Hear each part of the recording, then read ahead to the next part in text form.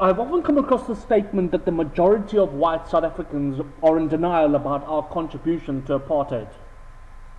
Accusations that we want to distance ourselves from the ugly past and pretend it had nothing to do with us, or that we have not expressed remorse for our actions and behaviour during this period. Today, the majority of whites believe that apartheid was wrong. We most certainly are not in denial that it was wrong, and those who were old enough and knew it was wrong do not pretend that we had nothing to do with it. This idea that the whites are in denial is a clever political manoeuvring that anti-white politicians and their top brass have been playing since they were elected into government. The government wants its supporters to believe that the whites are in denial, thus using this negative concept as a tool to alienate the whites while increasing its support base using this propaganda. They want the whites to be seen as unrepentful, people who do not want to accept change, people who prefer to go back to the days of black, coloured and Indian oppression. Something very interesting that most people don't realise is that the ANC in fact do not want the whites to apologise or express remorse, because if the whites did this on a grand scale, the ANC would no longer be able to use the unrepentful white as a political mechanism to confuse its supporters with. It knows as long as it continues using negative associations against South Africa's white citizens, the ANC supporters feel justified in backing affirmative action, black economic empowerment, quota systems for sport and business, name changes to cities, towns, streets and rivers, just to mention a few. The ANC are hindering the social development of our country, using whites as ammunition, not to protect the supporters, but to elevate and cement their own political status. The majority of South Africa's black citizens are very forgiving people, but the ANC continues to highlight issues of the past, almost hindering the unification of all South Africans. In no way whatsoever have any of the ANC policies brought the races closer together. In fact, the ANC policies have had and continue to have the opposite effect. One of the ministers said that affirmative action is here to stay, with the sole purpose of stirring up racial division.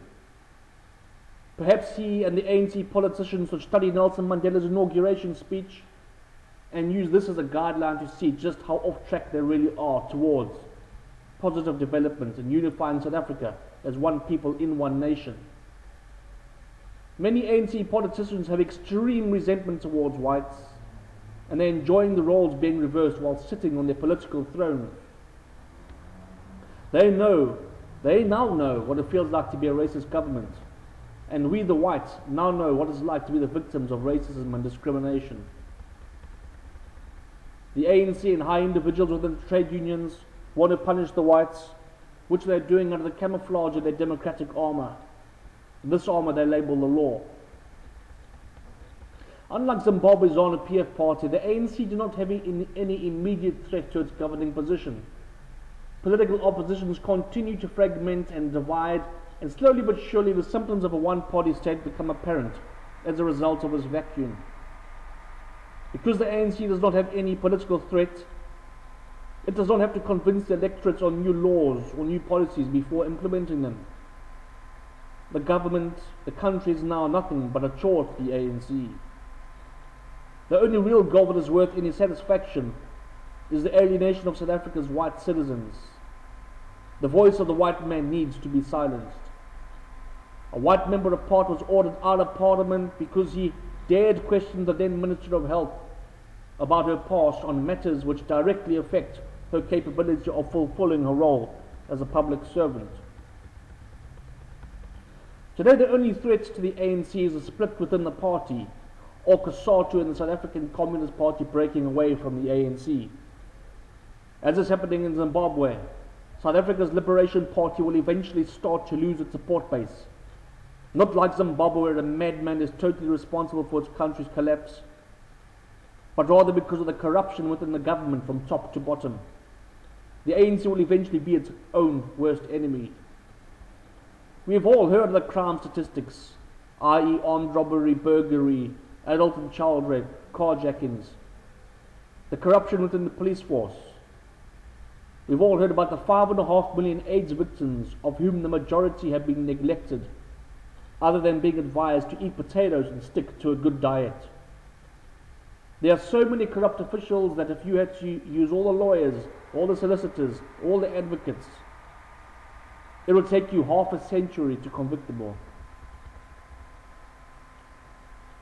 But let's not forget what this report is about.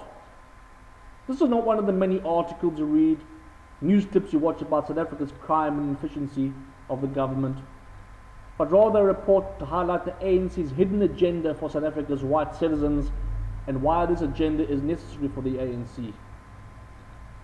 It is using easily implementable legislation such as affirmative action, black economic empowerment, changing the names of historical locations that have no connection with apartheid, and the quota system in sport to mask its failure in running the country efficiently, and in doing so offering non-whites a false sense of security that it is a government here to serve the people.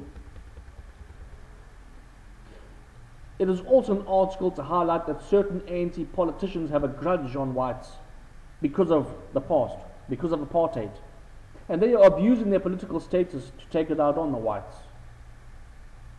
I never thought our rainbow nation with two colors, black and white. This article has not been compiled to give the impression that South Africa has no prosperous future and is doomed to failure. But it also does not paint a pretty picture for South Africa's whites. What is next on the ANC agenda? What new legislation awaits us? Is it the name change of the country, or even the compulsory confiscation of farms?